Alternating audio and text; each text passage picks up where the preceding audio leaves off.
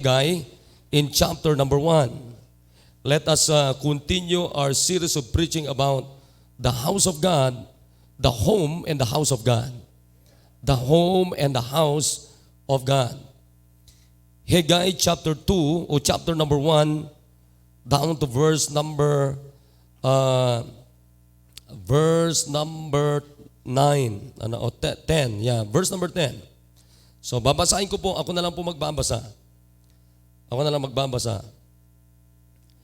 Haggai chapter 1, verse number 1. In the second year of Darius the king, in the 6th month, in the first day of the month, came the word of the Lord by Haggai the prophet unto Zerubbabel, the son of Shealtiel, governor of Judah, and to Joshua, the son of Josedek, the high priest, saying, Thus speaketh the Lord of hosts, saying, These people say, The time is not come, the time that the Lord's house should be built. Then came the word of the Lord by Haggai the prophet, saying, Is it time for you, O ye, to dwell in your sealed houses, and his house lie waste? Now therefore, the Lord, or thus saith the Lord of hosts, Consider your ways. Ye have sown much, and bring in little. Ye eat, but ye have not enough. Ye drink, but ye are not filled with drink. Ye clothe you, but there is none warm. And he that earneth wages to put into a bag with holes. Thus saith the Lord of hosts, Consider your ways. Go up to the mountain, and bring wood, and build the house, and I will take pleasure in it. I will be glorified, saith the Lord. Ye look for much, and lo, it came to little, and when ye brought it home, I did blow upon it. Why? Saith the Lord of hosts, because of mine house that is waste. And ye run, every man unto his own house. Therefore the heaven over you is stayed from dew, and the earth is stayed from her fruit. And verse number 11, dugtong ko lang ito, And I called for a drought upon the land, and upon the mountains, and upon the corn, and upon the new wine, and upon the oil, and upon that which the ground bringeth forth, and upon men, and upon cattle, and upon all the labor of the hands. Let's pray. Dakilang Diyos, salamat po Panginoon Diyos sa umagang ito. Thank you for our first time visitors. Oh God, please talk to them. Save the unsaved and baptize the converts. And please continue to encourage your people. Makita namin Panginoon how important is the home. And what is really the connection of our homes, of our families into the house of God. So please, into thy house, O God. So please, do not allow Satan to disturb your people. Ganon din po hanggang doon sa mga nakikinig sa Facebook live namin, Panginoon. Dalahin ko po na please give me wisdom and give your people a humble hearts. Make them, give them a teachable hearts, O God. At sawayin niyo po, Panginoon, ang diablo. At let the Holy Spirit of God talk to every one of us, oh God, please. Hanggang po sa invitation, Panginoon. Bless your word. In Jesus' name we pray. Amen. Thank you. Please be seated. Now let's go. Ayoko magsaya ng oras. Gusto kong maaring 10:45 o 4:40, mga kapatid, ay tapos na tayo. Before 11, tapos na tayo. Amen. Now, this is the second part of our series of preaching about the home and the house of God. The home and the house of God. Now, lagi kong sinasabi sa inyo, mga kapatid, home is established by God. Nakikinig tayo? Huwag niyong kakalimutan. Inuulit-ulit ko ito para maitatak po ninyo ito sa inyo pong isipan. Makinig kayo na maigi. We have God established 3 important institutions on this earth. One is family. Family. Nakikinig tayo mga kapatid? ang pamilya po ay walang ibang nagtayo maliban ng Diyos. God established three important institutions. Number one, family. Number two, the government. And number three, the church. The church. Amen. So anumang bagay na mahalaga sa loob ng pamilya, mga kapatid, hindi po pwedeng maliit yan, kundi mahalaga yan. Anumang bagay na nakapaloob sa gobyerno, hindi po pwedeng hindi mahalaga yan, kundi mahalaga po yan. Anumang pong bagay na meron sa house of God, mga kapatid, lahat po yan importante. Ibig sabihin, walang hindi mahalaga sa house of God. Lahat po yan mahalaga because house of God, the church, is established by God. Amen. Amen. Even during the time of Abraham, makita nyo po sa panahon, sa buhay ni Abraham, hindi niya pwedeng ihiwalay yung house of God. Kaya, could you imagine, if you're going to remember, when Abraham worshiped God, hindi siya pwedeng mag-worship sa Panginoon, mga kapatid, without the house of God. Without the house of God. Oh, yeah, we believe that God is everywhere. God is omniscient. Nakikinig tayo, mga kapatid? Pero ang Diyos, nagtatalaga po siya, hindi natin pwedeng limitahan ang Diyos sapagkat ang Diyos ay God is everywhere. God is omniscient. Pero meron po laging itinatalaga, sineset ng Diyos kung nasaan po yung house of God na kung saan, mga kapatid, doon po magtitipon-tipon, magsasama-sama ang mga anak ng Diyos to worship God. To worship God. That's why house of God is very important. Amen. House of God is very important. Now, tinan niyo po dito sa binasa natin. Tinan niyo dito sa binasa natin kanina. Last Sunday, binasa na naman natin ito. Makikita po natin ito sapagkat ito po'y kapanahunan ni Haggai at nung sa panahon pong ito, mga kapatid, ay pinapayagan na po sila na bumalik sa Jerusalem from captivity sapagkat siguro nagsawa na rin din yung hari at sila naman ay pinapahintulutan na, pinapayagan na bumalik na doon sa Jerusalem. Pero mga kapatid, meron pong dalawang bagay na pangunahin na dapat nilang itayo muna bago iayos yung kanya-kanyang tahanan. Number one, the house of God. And number two, mga kapatid, yung pong wall ng Jerusalem. Nakikinig tayo? Because that time, ang wall is protection. Wall is protection. Wall is boundary. Wall is protection. Alam nyo, pag walang wall, kahit tayo, kahit itong mga lupang ito, alam nyo ba, itong mga kinalalagyan natin na lupa, may mga muhon dyan, may mga boundary dyan, may mga naka-set dyan saan yung boundary natin, yung pag-aari ng ating hanggang saan yung lote natin. Lahat yan, may mga tamang boundaries yan, mga kapatid. Ibig sabihin, pagka maglagay ka ng wall mo doon, hindi ka pagbabawalan. Bakit? Kasi iyo yun eh. Naunawan niyo, mga kapatid? Ganon din po tayo. Dapat ang bawat isa sa atin, alam natin yung boundary natin, alam natin yung muhon natin, dapat meron tayong wall na tinatawag. Bakit? Wall is our protection. Amen.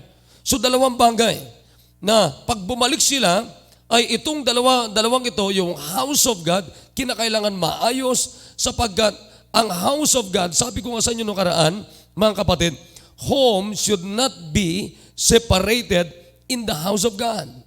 And house of God should not be, and it must not be separated sa ating mga pamilya. Amen. Hindi po pwede yan, mga kapatid. Pag-aralan niyo po yung history ng Israel. Nangyari po dito, pinabayaan nila yung house of God. Inuna nila yung mga tahanan nila, pinaganda nila yung mga tahanan nila. Tapos, sabi ko nga sa inyo, hindi masama na magpaganda ng bahay. Iniulit ko sa inyo, pakilakasan mo ko dito, hindi kasalanan na magpaganda ng bahay. Pero kung anak ka ng Diyos, uunahin mo muna, mga kapatid, ang Diyos sa buhay mo. Last Saturday may nag-comment, sabi niya, Sabi niya ganon, nag-comment sa ano, sabi niya, alam mo, basta maalala lang mo lang ang Panginoon, basta maniwala ka lang ng Panginoon, ibibless ka ng Diyos. Sinagot ko siya, no, it is not enough to believe God. But it is more important to obey God. Because Satan also believed God. Naunaw niyo ba yan mga kapatid? Si Satanas nga naniniwala din sa Diyos, hindi lang basta naniniwala si Satanas sa Panginoon, nanginginig pa. Kaya sabi ko, no, it is not enough to believe God. But it is important, more important to obey God. Ang pinakamahalaga mga kapatid ay yung tayo po'y matutong sumunod sa Diyos bilang mga anak ng Diyos. Amen. Yan ang number one na dapat matutunan natin. Kaya bilang mga anak ng Diyos, anong pangunahin sa atin mga kapatid? It must be, seek ye first the kingdom of God. Always seek the kingdom of God. Always seek the kingdom of God. Anyways, babalikan ko yung text na yan at meron ako magandang ibibigay sa inyo na mensahe dyan.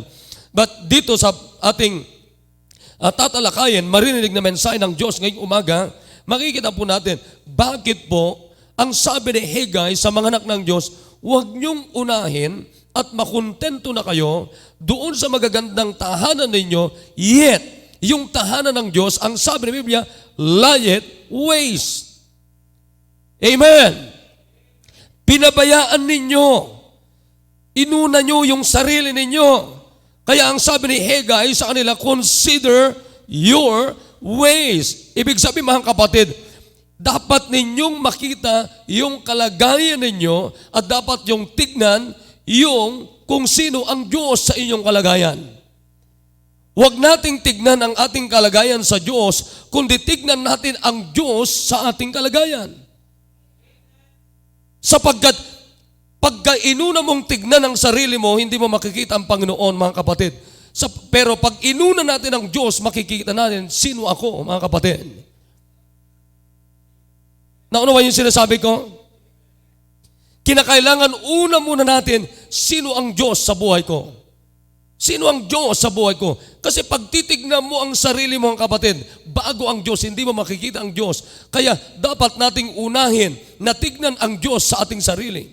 That's why God said, seek first the kingdom of God and His righteousness, and all these things shall be added unto you. Now sabi ni Haggai sa kanila, hey, nahuli na ang Diyos sa inyo. Inuna nyo yung pansarili ninyo. Tapos sinasabi ninyo na anak kayo ng Diyos. No, hindi ho ganyan. Kaya ang sabi ni Haggai sa kanila mga kapatid, ang sabi ni Haggai sa kanila, tinan nyo, kumakain kayo pero hindi kayo nabubusog.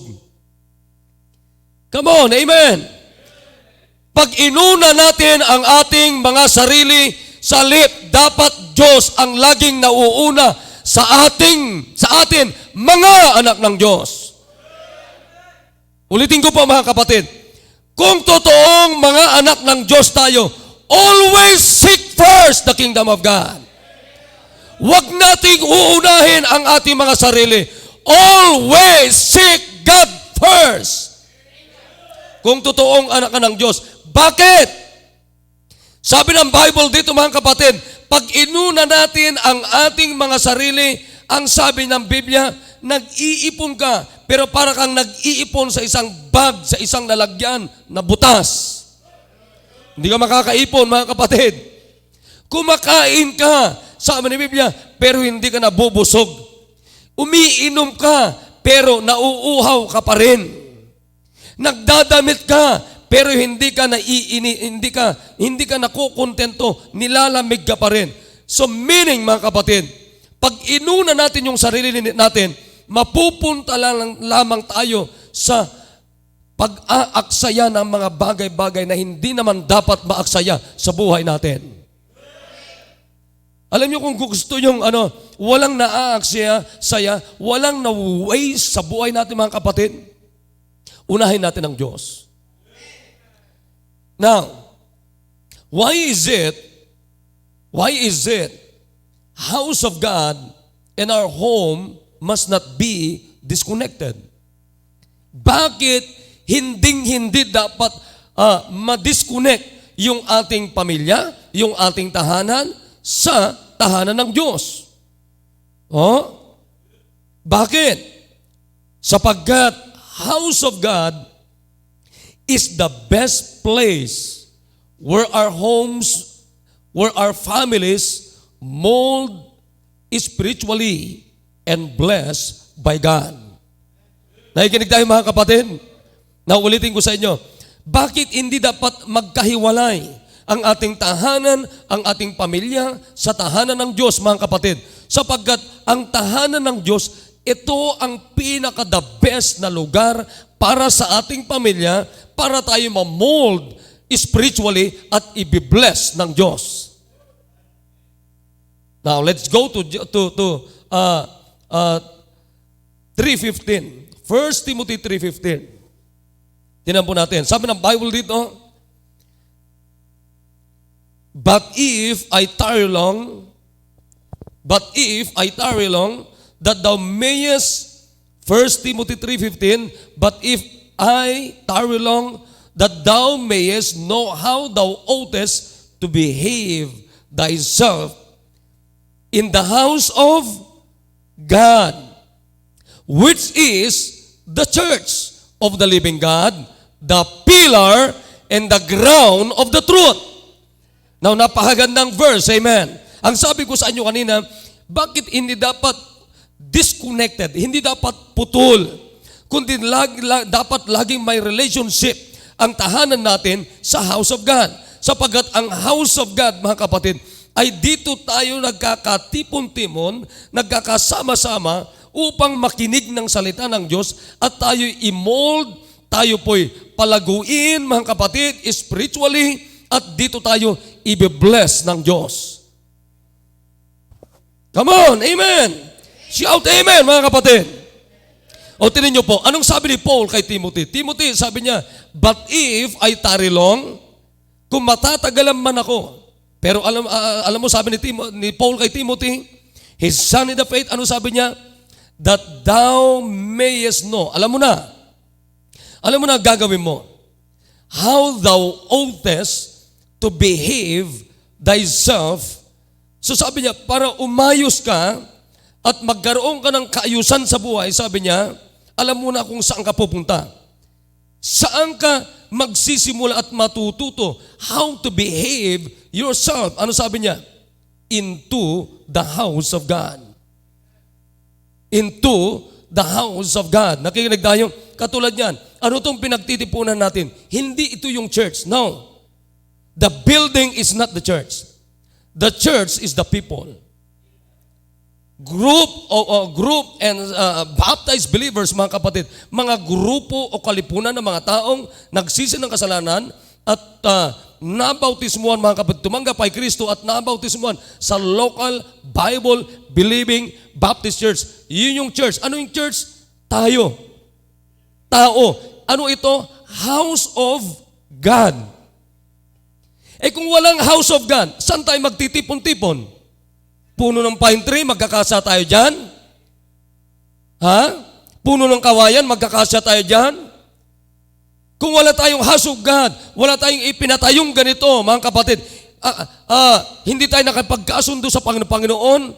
Salamat na kayo tumanggap sa inyo bilang Diyos at sariling tagapagligtas namin at dinagdag nyo kami sa inyong simbahan. At ngayon, nakipagkasundo tayo sa Panginoon na magtatayo tayo dito, mga kapatid, ng house of God.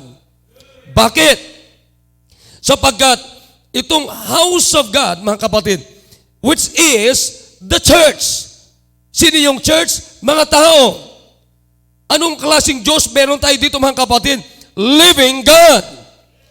Buhay na Diyos. Hindi patay na Diyos. Kaya makita nyo, wala tayong mga rebultos sa paligid natin. Bakit? Sapagkat hindi po patay ang Diyos natin, kundi buhay ang Diyos ng simbahang ito. So, bakit mahalaga ang house of God? Sabi ng Biblia, but if I tarry long, that thou mayest know how thou oughtest to behave thyself. Mga kapatid, honestly speaking, saan ako natutong tumino. House of God. House of God. Saan naayos yung buhay ni Hensi? House of God. Saan naayos yung buhay ni Brad Tom? House of God. Saan naayos yung ibang mga buhay natin? Saan natin naririnig, mga kapatid, yung salita ng Diyos? Hindi ko naman sinasabing pag wala ka na sa house of God, hindi na tayo pwedeng makapakinig, magbasa at mag-aral ng salita ng Diyos. Mga kapatid, sa lahat ng lugar pwede natin gawin yan. Amen. Kaya salamat sa ating bansa na malaya tayong magbuklat ng Biblia. Punta ka sa China, papatayin ka. Punta ka sa Korea, papatayin ka.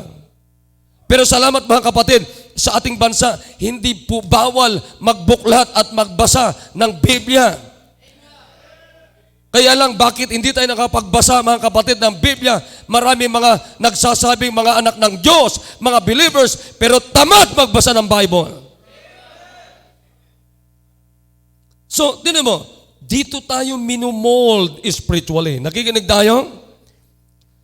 Kaya nga sabi ng Bible, Church of the living God, the pillar and ground of the truth.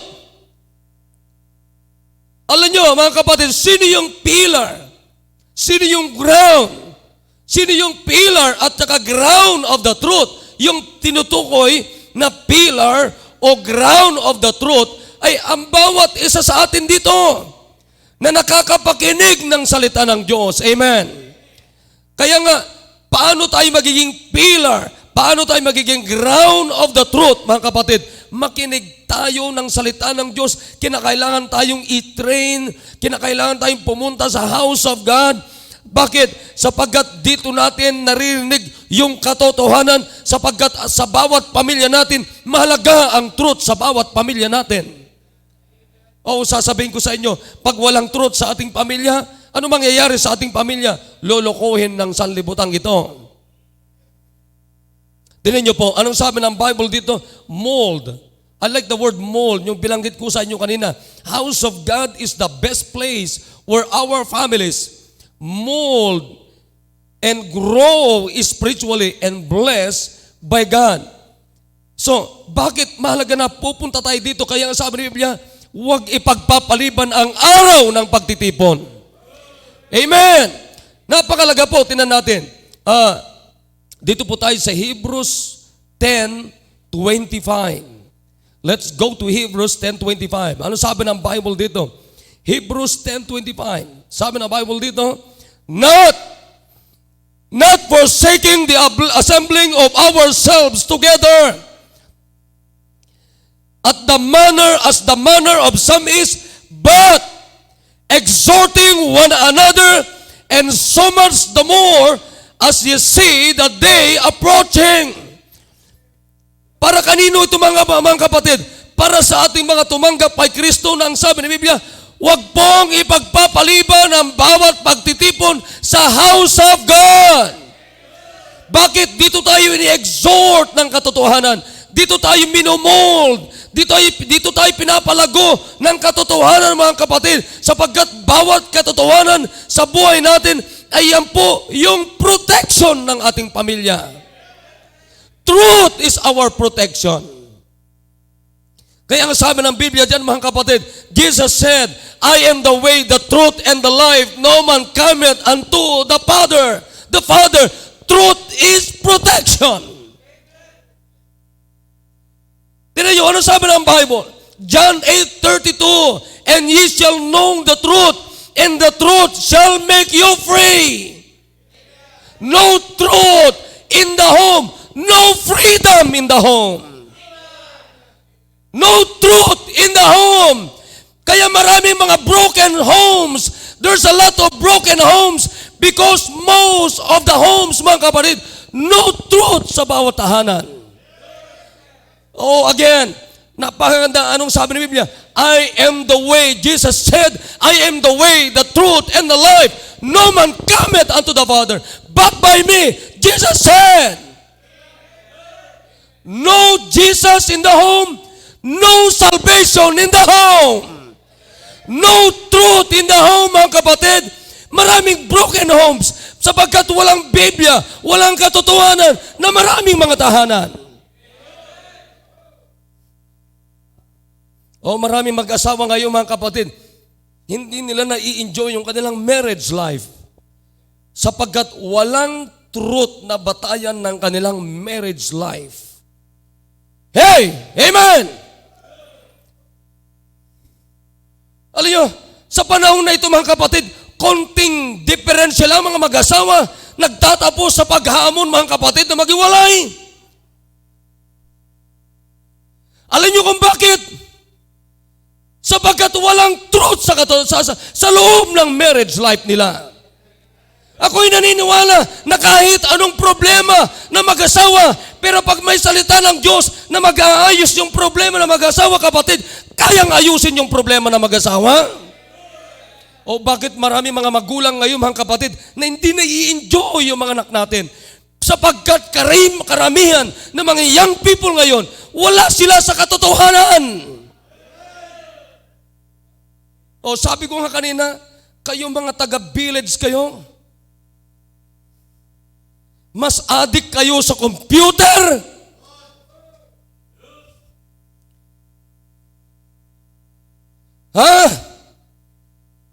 Nakakahiyang balita ng laman ng computer shop dyan. Sasabihin nila ay mga anak ng mga Baptist. Hey! Shame nyo! Tapos sasabihin nyo, si pastor, lagi na lang kaming pinapagalitan. Walang matinong pastor, kapatid, na nagagalit pag gumagawa, kapatid, ng hindi tama. Kaya ako nagagalit sapagkat kayo mga matitigas ang ulo, kayo mga young people na kayo, na-addict sa computer, na halos sumuko na ang inyong mga magulang sa inyo.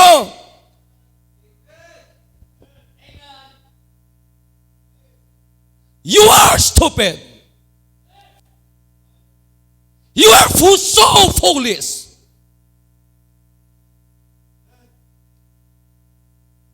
Sinasabi mo lang na wala kang katotohanan. Alam mo, pag may katotohanan ka, mas gugustuhin mo mag-soul winning kaysa mag-computer. Mas gugusto mong sumama sa soul winning, sumama sa visitation, sumama sa follow-up, sumama sa ministry. At mas mag-i-enjoy ka sa ministry kaysa computer shop.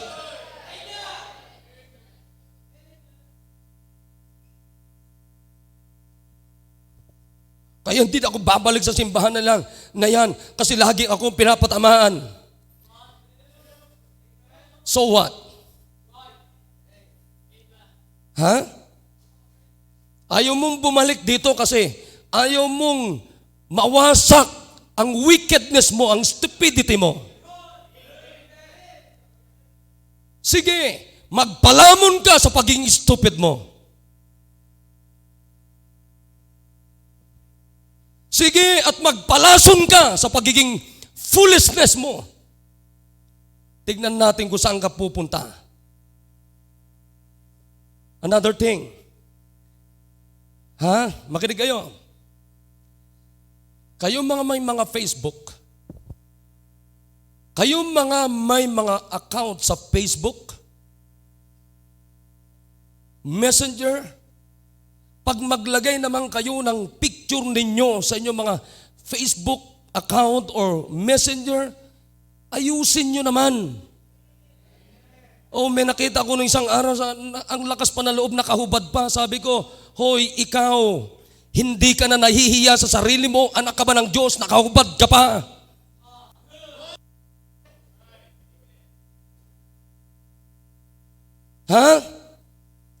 Mga kapatid, hindi nyo maalam na the more na nagbababad tayo sa wickedness ng mundong ito, the more na huhubaran tayo ng dyablo. Tatanggalin ng Diyos yung image ng Diyos sa inyong buhay, yung likeness ng Diyos sa inyong buhay, hanggang sa isang araw, wicked na tayo. Kaya salamat sa Panginoon na meron tayong simbahan na hindi takot mangaral laban sa kasalanan natin. Pupunta kayo, alis kayo sa simbahan ito, gusto nyo yung simbahan na walang pakialam sa kasalanan ninyo, go ahead! and go to those wicked churches. Mga pastor na takot, pumunta kayo sa kanila.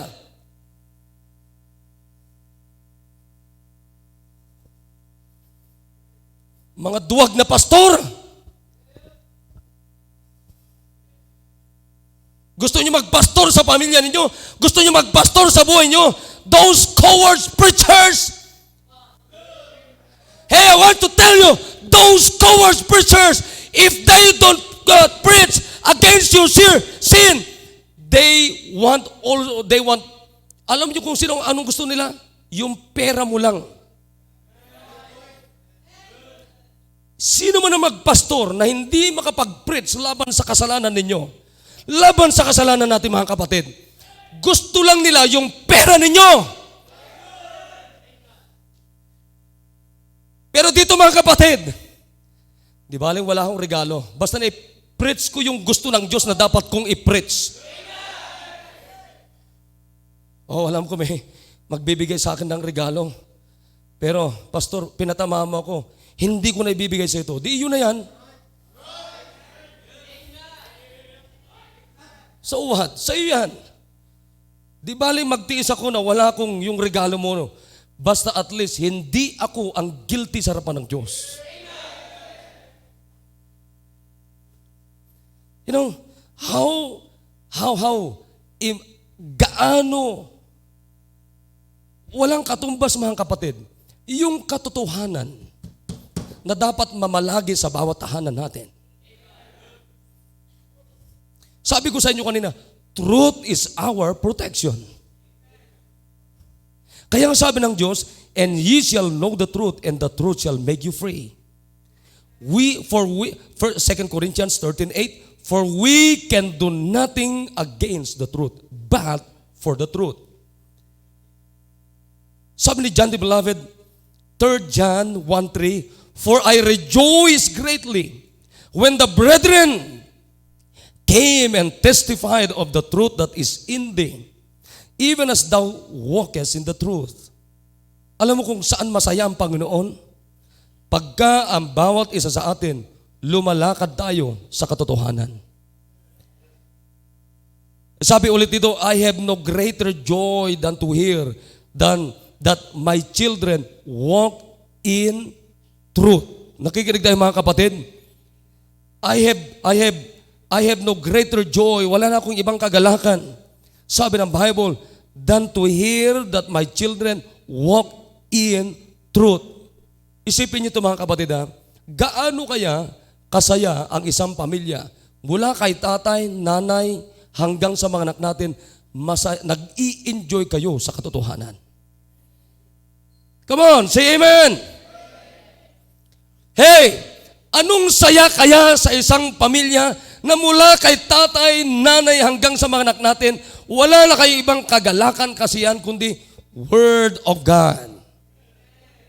Amen. Word of God. Alam nyo, tinan nyo ito mga kapatid ha, napakalaga ang Word of God. In Ecclesiastes chapter 5 verse number 1, Ecclesiastes 5:1. Ano sabi ng Bible dyan? Keep thy foot when thou goest to the house of God. Amen.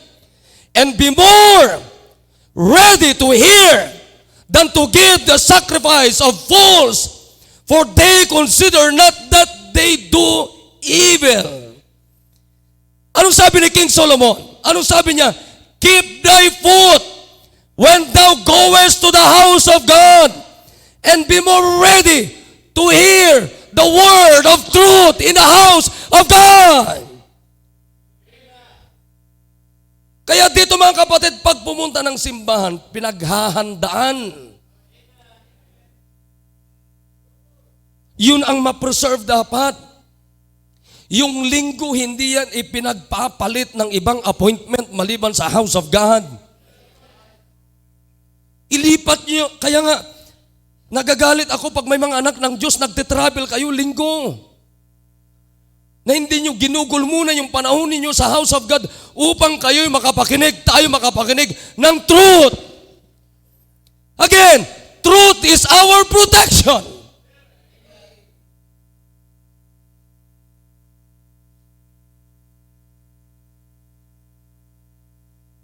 Protection natin ito, mga kapatid. Dito tayo minumold. Dito tayo lumalago ng salita ng Diyos. At sapagkat the more, makinig kayo, the more na hinulma tayo ng katotohanan, the more na magiging pillar tayo. Anong ibig sabihin ng pillar? Poste, parang poste. Itong poste na ito, kung hindi yan matigas, hindi niya kayang buhatin yan. Bagsak ang building na ito. Hanggang sa isang ground, magiging ground tayo ng katotohanan. Naunawan niyo, mga kapatid? Halika nga, si Chantal. Di na mo ito si Chantal. Halika. Ilan taon na si Chantal? 14. Ilan taon na punta dito? Ilan taon to? 2 years old. Tanggalin mo yung tanggalin mo. Sino nagsasabi na hindi maganda si Chantal? At sasabihin ko sa inyo na kayo ang pangit.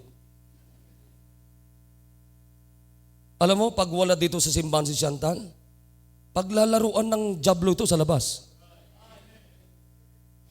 Wala siyang, hindi siya namumuhay sa katotohanan, na ang sabi ko sa inyo, ang katotohanan, truth is our protection everywhere.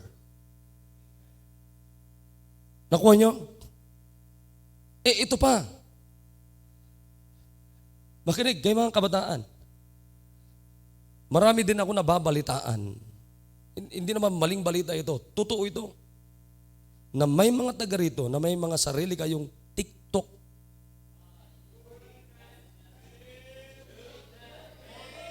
TikTok, tok. Ha? Kayo may mga TikTok dito, lahat kayo may mga katok kayo. Ha? Kaya si Chantal aalis na siya sa kanilang TikTok Tama ba ako? Mukhang tumama yata ako Kapatid, ngayon 14 years old na siya. Mambuti na lang nandyan si Tita Gemma. Kung hindi dinala ni Gemma dito, hindi nakarinig si Gemma. Gemma, halika nga rin dito. Si Gemma po ay pamangkin nito. Alam niyo, sabi, Gemma, di siguro kayo makapaniwala. Si Gemma, bago makarating sa simbahan dito, ilang taong ganun, Gemma? 17. Ngayon po ay 47 na siya. Hindi. Dalaga pa ito. Alam niyo ba, bago makarating sa simbahan si Gemma, tomboy ito. Hindi kayo makapaniwala, di ba? Kasi nasa itsura naman. Alam niyo, dumating dito, nagpatuloy siya, Sunday school teacher siya sa ating simbahan, hanggang sa isang araw, nagkaasawa siya ng taga rito. Ha? Wala dito sa simbahan, matutuluyan na maging tomboy ito. Tapos dinala niya yung kanyang pamangkin. Alayo, di ba? Kasi hindi makamugha. Kung walang katotohanan, hindi nakarinig si Gemma ng katotohanan, pati siya, tangay ng kalokohan ng mundo. Nandito si Chantal. Ano ang nagdala kay Chantal, kay Gemma, kay Chantal dito? Truth. Kuha niyo mga kapatid. Ano meron sa house of God na ito? Truth. Jesus Christ is truth. Ha? Wala naman tayong mga rebulto dito. Wala naman mayayaman dito. Hindi naman tayo na may bigas. Sige, pag umaten kayo, isang kaban na bigas. 5,000 na bawat attendees dito. Wala Wala man tayong libo-libo o in kind na binibigay sa inyo. Pero meron tayo, ang meron tayo sa simbang ito is truth. Kuha niyo mga kapatid. Truth. Truth is our protection. Bukas hindi na kami magkasama ni Chantal. Pero yung narinig niya na truth, mga kapatid, saan man pumunta, yun po yung pinaka-protection niya. Kayo mga isang araw magpupulis kayo. Sinisigurado ko sa inyo, kung kayo magpupulis balang araw at ang dala-dala nyo, truth, hindi kayo pulis patola. Kundi pulis kayo ng Diyos. Ay, maraming mga pulis patola. Pulis na magnanakaw. Pulis na nangingikil. Pulis na kurap. Pulis na adik. Pulis na siraulo. Pero pag kayo nagpulis balang araw at ang dala-dala ninyo katotohanan, pulis kayo na igagalang kayo ng kapwa ninyo pulis. Pulis kayo na makakapagtayo ng maka-Diyos na pamilya. Pulis kayo na may magandang impluensya at magandang halimbawa sa lahat ng mga kapulisan. Hindi lang ito moral values na tinatawag ninyo. Sabi ko nga, what is moral values without the truth? Because values, the very foundation of values is truth. Hindi naman makakailang mga kapatid na mula sa akin hanggang sa mga ito, bunga ito ng katotohanan po eh. Kaya nga anong mahalaga at meron sa bahay-sambahan, kaya huwag ipagpapaliban, sabi ng Biblia, sapagat ang meron tayo dito is truth. Sapagat ang katotohanan, pwede mong madala yan. Pwedeng manatili sa puso mo yan, pwedeng manatili sa isip mo yan, and that is your protection. Maliwanag ba yung pagkasabi ng Bible dito mga kapatid? Ano sabi niya? Sabi nasa natin kanina, and John 8:32, and ye shall know the truth, and the truth shall make you free. No truth in the home, no joy in the home. No truth in the home, no God in the home. No truth in the home, no Jesus Christ in the home. Pag may truth kayo, ito, 2 Corinthians 13:8, for we can do nothing against the truth, but for the truth. Makinig kayo. Pasukin man kayo ng dyablo sa inyong tahanan, pero pag punong-puno kayo ng truth, kapatid, makakapag-stand kayo laban sa dyablo. Pero pag wala kayong katotohanan, papaano kayo tatayo laban sa dyablo? Sa halip, hahampasin kayo, lilipuling kayo, lulukuhin kayo, wawasakin kayo. Pero sabi ng Biblia, sabi ng Bible mga kapatid, ano sabi niya? For we can do nothing against the truth, but for the truth. Now, ngayong umaga, I hope, thank you. The message is very simple. Just one word na matandaan nyo ngayon. House, home, and the house of God. Anong meron sa house of God? Truth. Anong meron dapat sa pamilya natin, sa tahanan natin? Truth. Bakit kailangan natin ng truth? Truth is our protection. Yan yung magmumold sa atin. Yan yung magpapalago sa atin. Yan yung magbibless sa atin. Tumayo po tayo. Let's come to the altar. Let's come to God this morning. Fathers, get your family with you and let's come to God with our whole family. Kayo naman ay isama mo na lang yung bisita natin. Come on. Let's take advantage of this. Ipunin nyo yung mga anak ninyo. Mothers, fathers, ipunin nyo yung mga anak ninyo and then you pray as a family.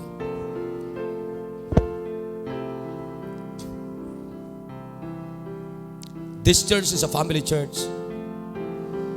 Mga kapatid, sasabihin ko sa inyo, ang wall ng ating tahanan, it must be the truth. Ang protection ng ating tahanan, dapat yung truth. Sapagkat yan ang hindi kayang wasakin ni Satanas na wall natin, protection natin. Ano yon? The truth. Sabi ng Biblia, for we can do nothing against the truth, but for the truth. Kapatid, tatay, nanay, kaya mahalagang bahay sambahan ng Diyos. Bakit? Meron tayong katotohanan dito na hindi kayang wasakin ng dyablo. Kaya ito dapat ang meron kay tatay, meron kay nanay, meron sa ating mga anak. Truth na ito.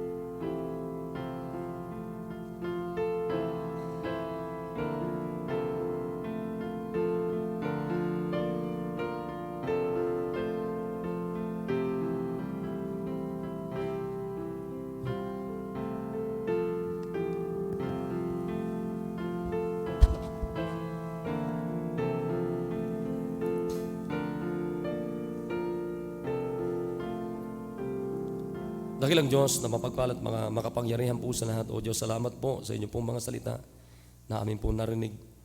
Kaya napakarami pong mga pamilya, Panginoon, na pinaglalaruan, winawasak, Panginoon, ng dyablo. Sapagkat wala silang truth, Panginoon. Kaya tulungan niyo po kami. The best weapon in the home is no other than the truth. Tulungan niyo po bawat tatay, bawat nanay, na ito po ang mamalagi, manatili sa bawat miyembro ng aming pong pamilya, Panginoon. Kaya salamat po na meron kaming simbahan na ganito. Pagpalain niyo po ang inyong pong mga anak. Pagpalain niyo po bawat tatay na nandito, bawat nanay, bawat pamilya. Bless them, O God, na wala kaming ibang pagyayamanin kundi katotohanan sa bawat pamilya namin. Thank you po sa pangalan ni Jesus. Amen. So I hope may natutunan tayo. Amen? Alright, so please back to your seats for a while and let us call once again, lahat nga po ng mga first-time visitors, please stand. Please stand. Brother Ariel, siguro kausapin niyo yung bisita natin, ano? Ayan. At kausapin niyo po sila, then pag-share niyo po yung simple plan of salvation. Meron tong bisita na babae, oh. Bakit ano, Grace? Ayan, oh. Ayan, sige na. Bilis.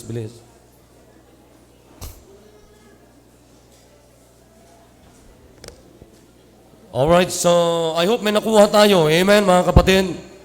May nakuha ba tayo na salita ng Diyos, katotohanan? Alright, so please be back this afternoon. Tama-tama, maaga tayo. It's only 11 o'clock in the morning. 11:06. Napakaaga pa. So, 1:30 tayo magsisimula. Para mga 2:30, tapos na po tayo. And then, magkakaroon tayo ng fellowship mamaya para sa aking birthday. At ganoon din yung ating victory fellowship natin sa nakaraang revival at anniversary natin. So, please be here this afternoon. Amen. Amen. Masaya ba tayo ngayong umaga? Amen. Okay, tumayo po tayo lahat at tayo po ay magwakas sa panalangin. Dakilang Diyos, maraming salamat sa ginawa niyo po sa amin ngayong pong umaga. Thank you, O God, for loving us so much. At mahal din po kayo namin, Panginoon. Yung pong mga bisita po namin, nilalapit ko po sa inyo. Panginoon, nakausapin niyo po sila. Ganon din po ang mga counselors that they will save, O God, and be obedient in water baptism. Please Bibigyan niyo po ng wisdom ang mga counselors, Panginoon. At ingatan niyo po ang aming pong natitirang gawain pa. Pagpalain niyo po yung lunch ng bawat anak ninyo, Panginoon. At maging yung service mamayang hapon hanggang sa fellowship po namin ay gabayan niyo kami, tulungan niyo kami. At kayo po ang may enjoy namin, Panginoon. Thank you, Panginoon. Pinupuri kayo namin, pinapasalamatan. Sa pangalan ni Jesus,